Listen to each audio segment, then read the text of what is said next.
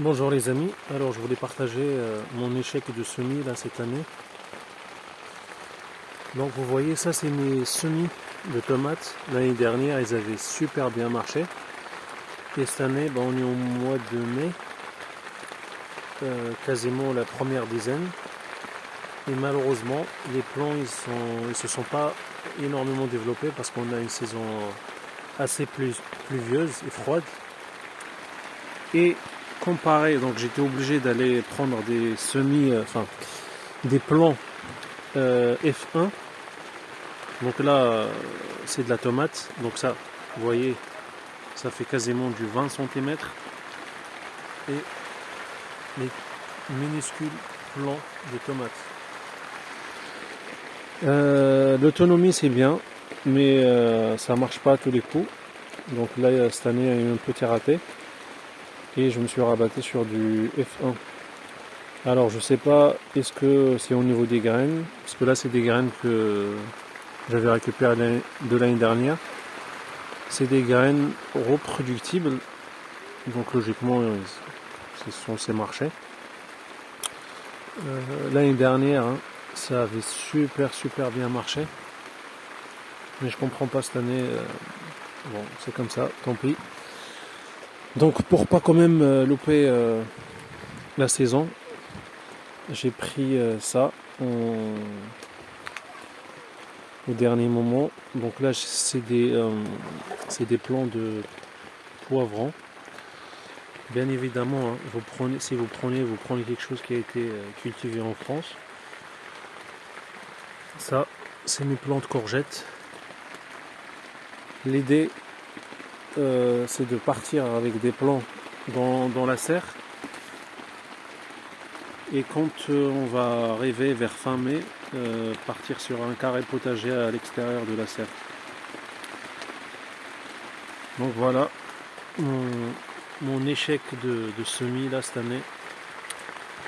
C'est comme ça. Ça, c'est les semis de concombres. Ceux-là, là, c'est des concombres. Concombres, courgettes. Bah, ça n'a rien à voir. Hein. Ça et ça, c'est pas du tout la même chose.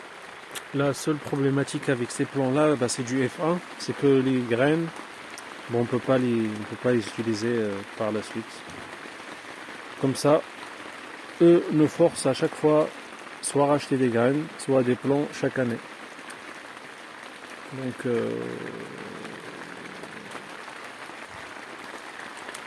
l'année prochaine, je vais essayer de me les prendre un petit peu mieux et plus sérieusement. Alors enfin, mais voilà mes petites semis. Maintenant ça a bien poussé depuis.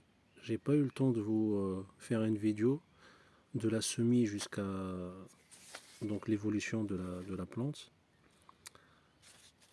Donc là, ça arrive à un stade où il faut que je les mets en terre. J'ai mes petits pois, donc là c'est petits pois. Et alors, là aussi, j'ai fait une petite expérience de patate douce. Donc vous voyez, j'ai pris la patate douce, je l'ai mise dans l'eau. Et après une petite quinzaine de jours, ça commençait à faire des feuilles comme ça, que j'ai mis dans l'eau.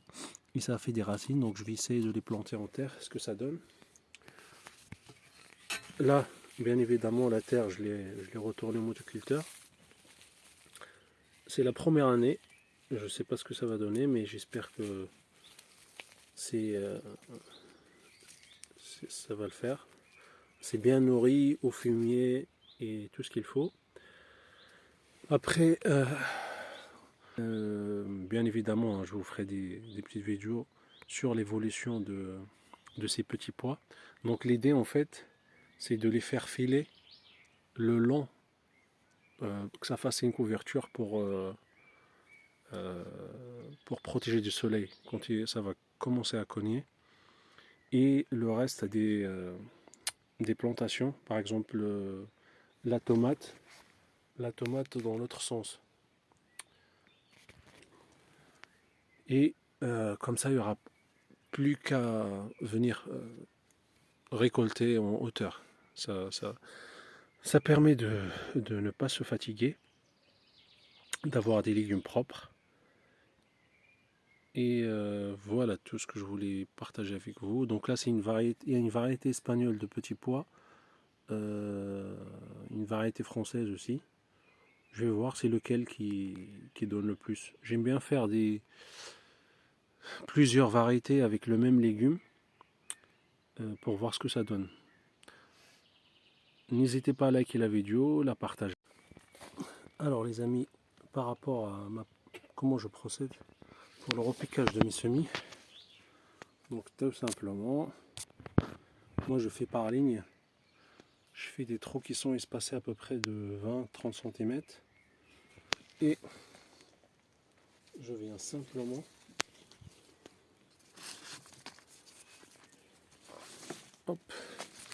prendre mon petit pot, j'enlève la petite motte et en fait à chaque fois quand je fais mes semis, je mets toujours plusieurs, on ne sait jamais, au moins qu'il y en a une qui réussisse.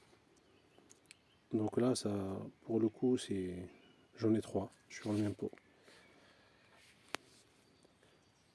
Donc j'aurai juste après à la mettre en place, remettre de la terre dessus, bien tassée, et il n'y a plus qu'à arroser et patienter tout gentiment jusqu'à que ça pousse.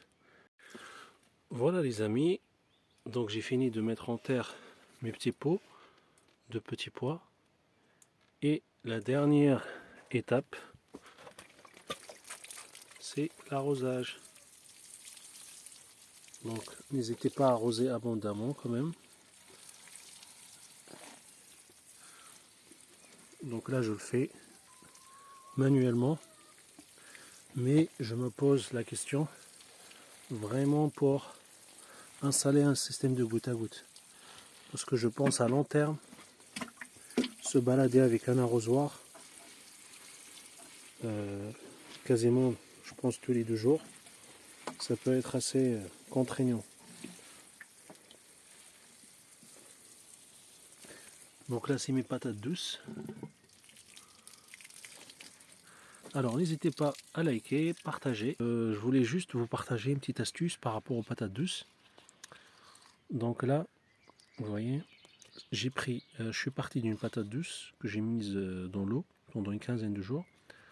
Ça a sorti des feuilles comme ça, que j'ai remis dans l'eau pour que ça fasse des racines. Et j'ai plus qu'à piquer en terre. Et vous avez des patates douces, entre guillemets, pas trop chères. Bonjour les amis, je vous présente comment je prépare un purin d'ortie. Donc les bienfaits du purin d'ortie sont très connus, mais parmi eux, donc ça aide à la poussée de vos plants, surtout là en cette période du mois de mai. Si vous voulez vraiment que ça aille super vite, vous mettez du purin d'ortie, c'est un booster incroyable. On a besoin de l'ortie, un seau, enfin tout dépend de la quantité que vous avez besoin, mais là j'ai pris un contenant de 80 litres. Idéalement, pour vous faciliter la tâche, vous pouvez prendre un sac de blé comme ça, vous mettez l'ortie à l'intérieur, que vous laissez tremper dans l'eau, comme ça vous avez juste à retirer l'ortie et vous avez un purin déjà prêt à utilisation. Moi, par manque de temps, j'ai tout mis là-dedans et je vais laisser macérer quelques jours et je vais le filtrer au dernier moment. Ça va dégager des odeurs assez gênantes. C'est pour ça, moi, je vous conseille de refermer quand même votre seau. Donc, vous laissez macérer quelques jours et une fois que vous voyez que ça devient vraiment vert, super vert, et une odeur assez... généralement, moi je laisse tremper 3-4 jours. Une fois vous vous filtrez le tout et à chaque fois, vous prenez à peu près pour un seau de 20 litres, vous mettez un demi-litre, c'est très bien.